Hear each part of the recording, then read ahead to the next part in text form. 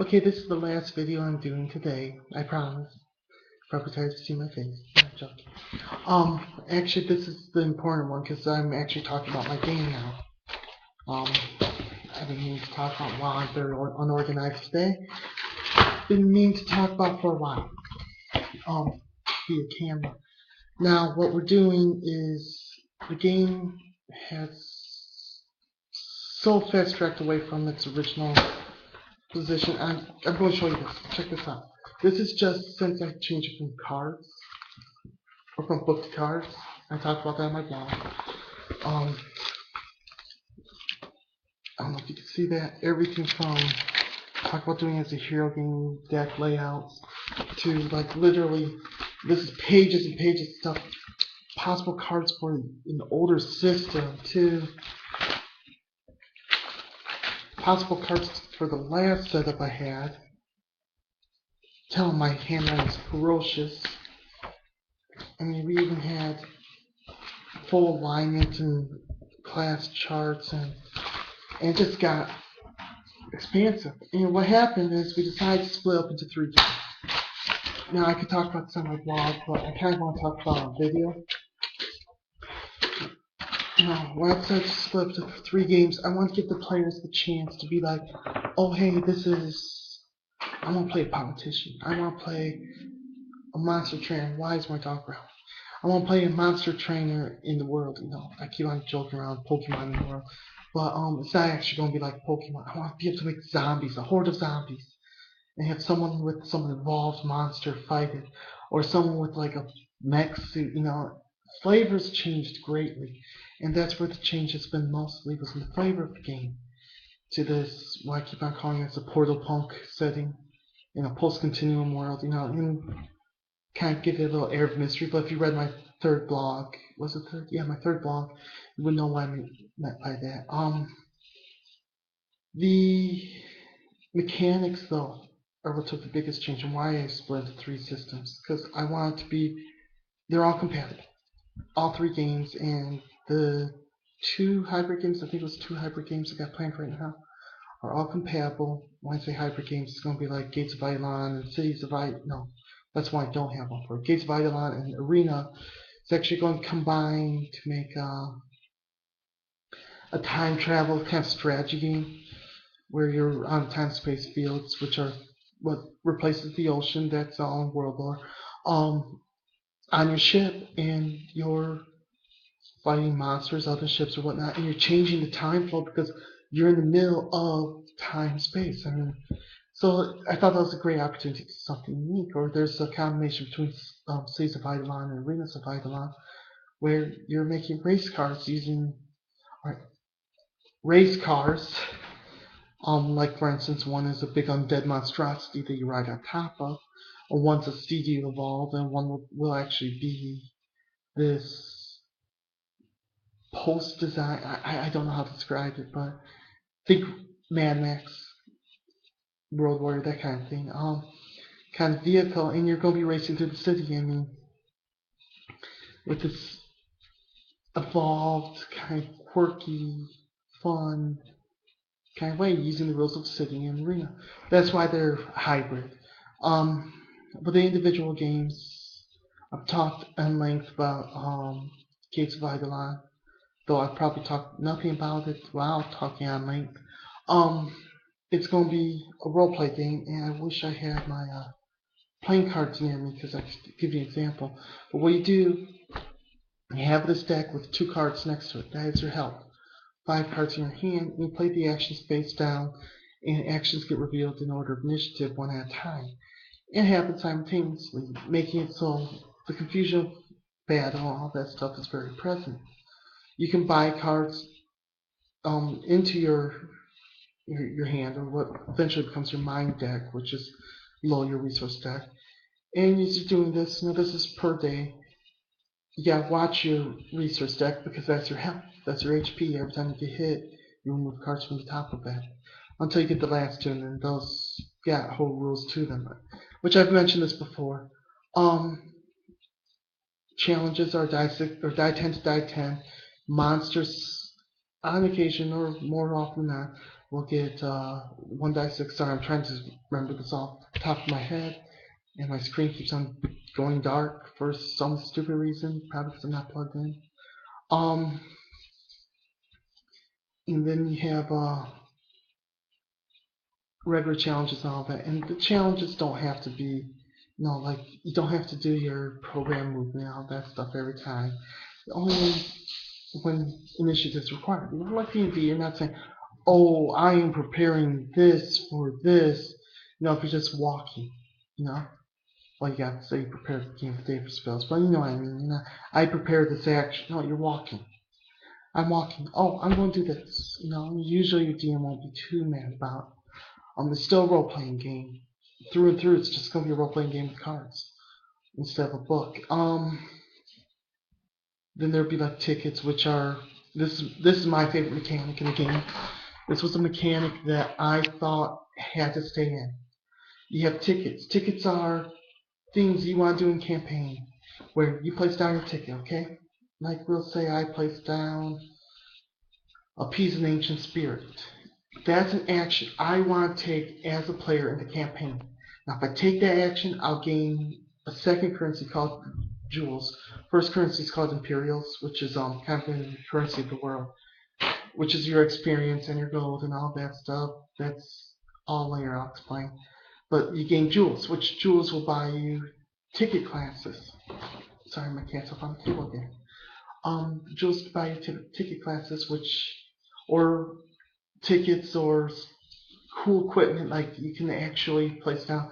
There'd be a card called Idyllic Armor, which Idyllic Armor is going to be elemental armor that's on an elemental or a Teslin, or even some of the guys will have them.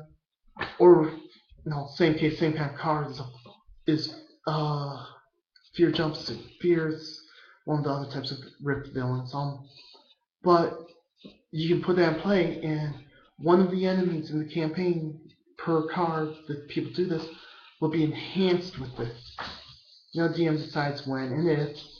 Will be so you have this armored Eidolon, or pardon me, not Eidolon, it's armored elemental you have to fight. And if you win, because you played it, if you have the coins to play, you get to take his armor into your character sheet, your setup.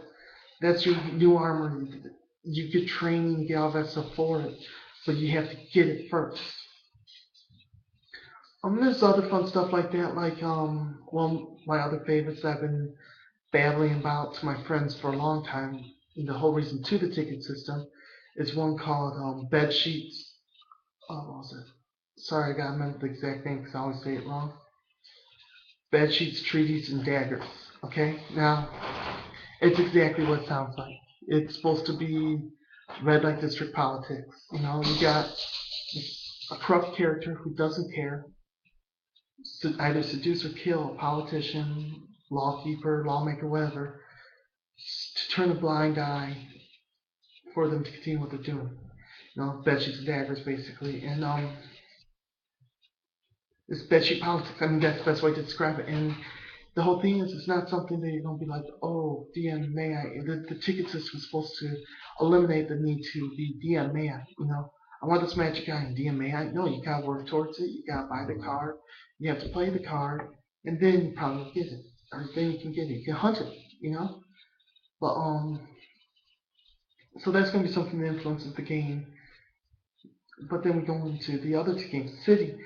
Cities of Eidolon is politics. You want to see in the council, or you want to sell your invention. I mentioned an invention game earlier that's kind of goofy, funny. One of my other videos. It's like for instance, it's gonna be Flim Flam. So it'll be like, oh, I got this new bomb. Yell out on the group, I got this new bomb. Who wants to buy it? It enhances stuff. Stuff like that. Or oh, I got one for the ladies too. Or oh, I created this new thing that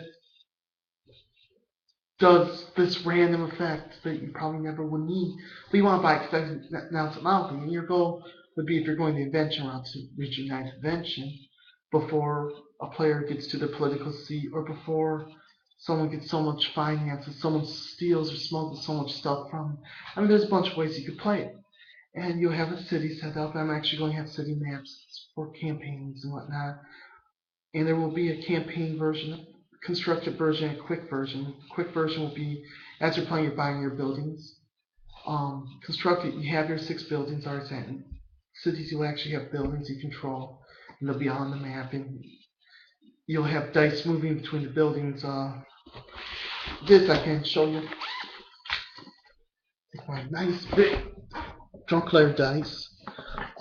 For instance, okay, say you have one that's a 5 and you're moving it backwards, okay? Sorry, I'm trying to move my fingers here. So you would roll back one, so the 3 is showing, and that's how much effort that workforce is giving, you know? And there'll be different dice for different type of workforces, but so you're moving these around the city and moving resources with the workforce. Like say you have one place where the workforce produces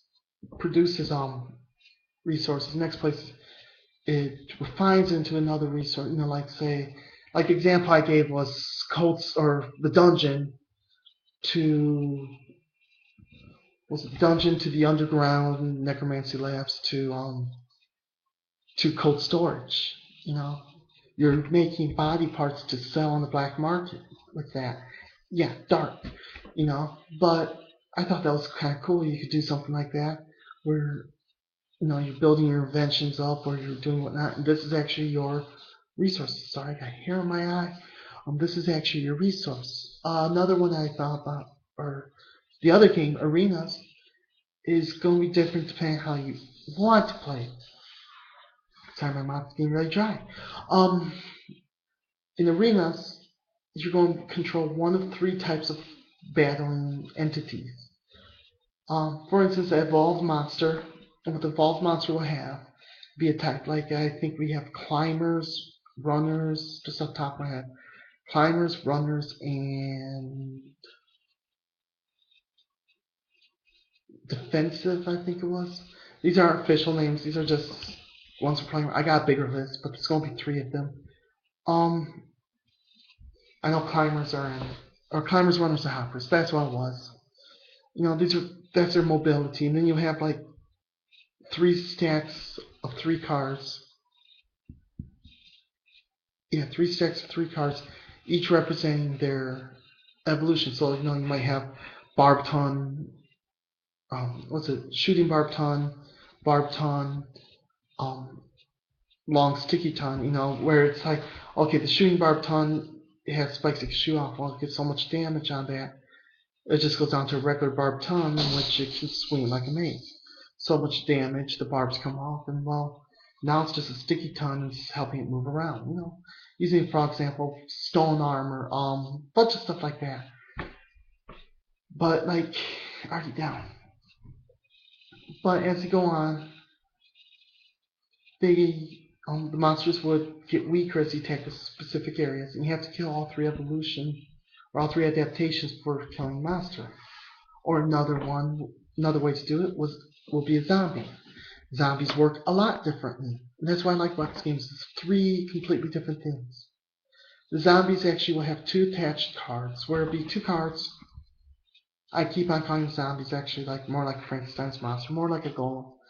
One card might be like Skeleton, the other card be Slime Cage, okay? Slime Cage would be like a slime zombie, and Skeleton would, have the ribs and stuff shown, but the artwork will fit together, forming one big artwork of the card.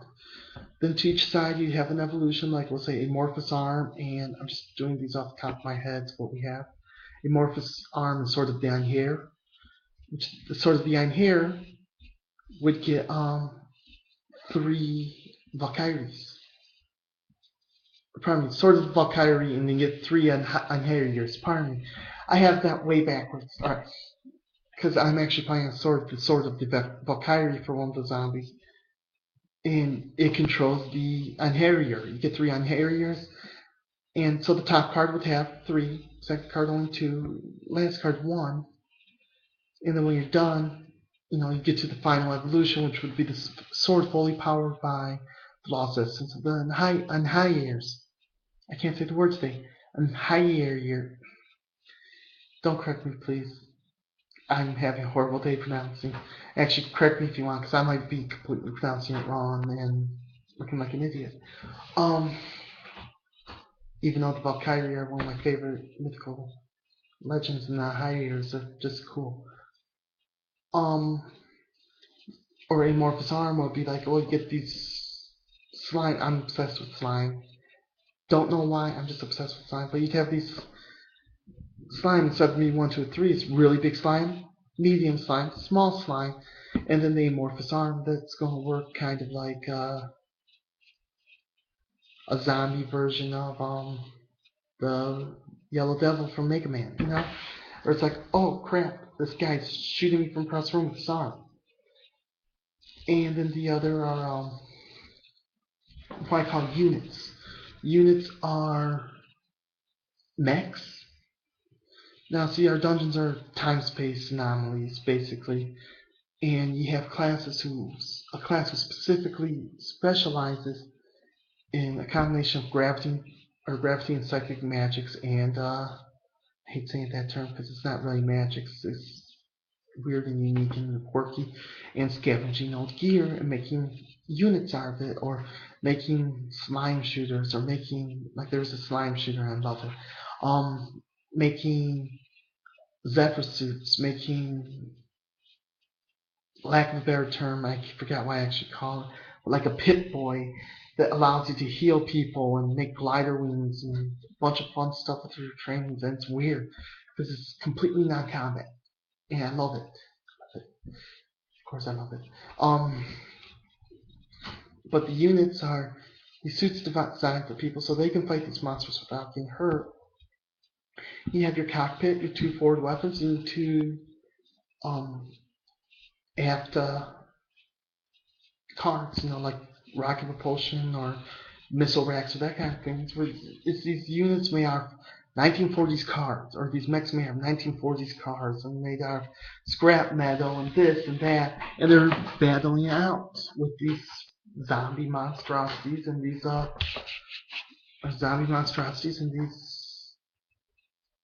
evolved monsters. So you got these 3 games, and what makes it really fun is a unit pilot, or a necromancer, or a zoo tender. Yeah, I'm calling the monster breeder zoo tender. It's actually spelled Xootender. Not that makes any difference how it's spelled. But they can be used in a Gates of Eidolon campaign. They actually won't be as powerful.